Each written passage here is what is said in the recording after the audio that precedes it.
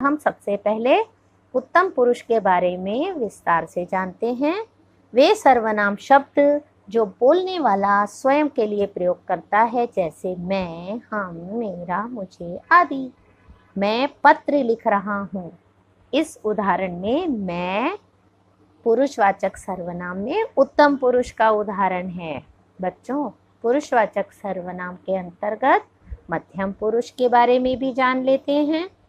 वे सर्वनाम शब्द जो सुनने वाला के लिए प्रयोग किए जाते हैं, जैसे तुम, तेरा, आप, आपका, आपने। उदाहरण, तुम दूध बेचते हो।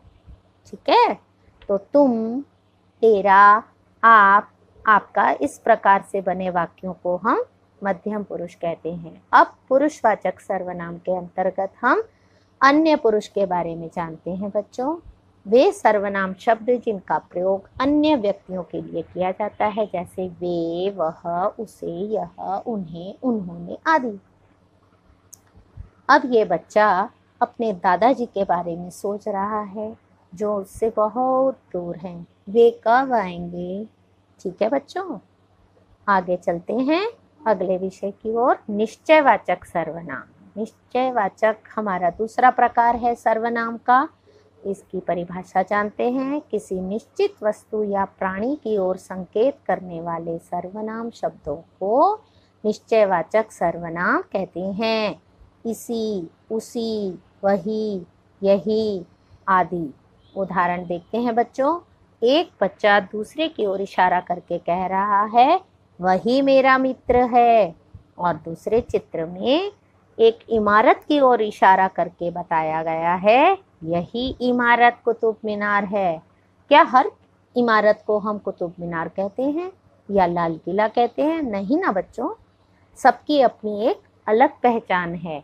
तो इसे ही सर्वनाम शब्दों द्वारा बताया जाता है, वही, यही आदि।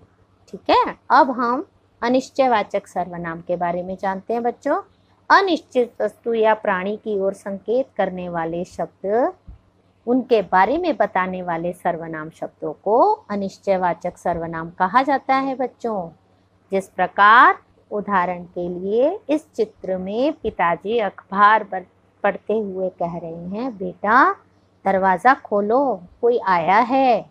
ठीक है, तो कोई यहाँ अनिश्चयवाचक, हमें नहीं पता दरवाजे के उस तरफ कौन है। और दूसरे चित्र में कुछ लोग हॉल में बैठे हैं।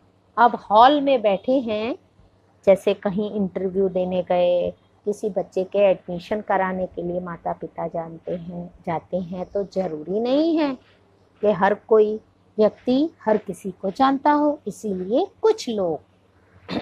अगला प्रकार है हमारा प्रश्नवाचक सर्वनाम। प्रश्नवाचक सर्वनाम बच्चों, ये तो आप बहुत अच्छी प्रकार से समझते हैं। प्रश्न यानी सवाल। जो सर्वनाम शब्द प्रश्न पूछने के लिए प्रयोग में लाए जाते हैं, उन्हें प्रश्नवाचक सर्वनाम कहते हैं, जैसे कौन, कहाँ, क्या, किसका, किसने आदि। अब उदाहरण देखते हैं बच्चों। इस चित्र में एक शिक्षिका बच्चों से कह रही है, यह काम किसने किया है? किसने, प्रश्न पूछा जा रहा है यहाँ। अगला उदाहरण देखते हैं बच्चों। इसमें एक माँ अपनी बेटी से पूछ रही है, बेटी क्या ढूंढ रही हो? तो बेटी कहती है, माँ पेन ढूंढ रही हूँ। ठीक है बच्चों, क्या एक प्रश्न, किसने एक प्रश्न। अगले प्रकार पर चलते हैं, संबंधवाचक सर्वनाम। जो सर्वनाम शब्द वाक्य में आए अन्य संज्ञा या सर्वनाम शब्दों के परस्पर संबंध को बताते हैं, उन्हें संबंधवाचक सर्वनाम कहते हैं, जैसे जो, सो, जिसने, उसने, जहाँ, वहाँ, जैसा, वैसा आदि। उदाहरण देखते हैं बच्चों।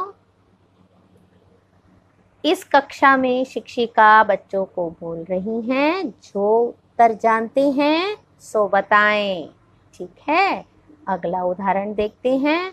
अरे बाबा, ये तो किसान अपनी भैंस ले जा रहा है और कह रहा है, जिसकी लाठी उसकी भैंस। ये तो एक मुहावरा भी है बच्चों।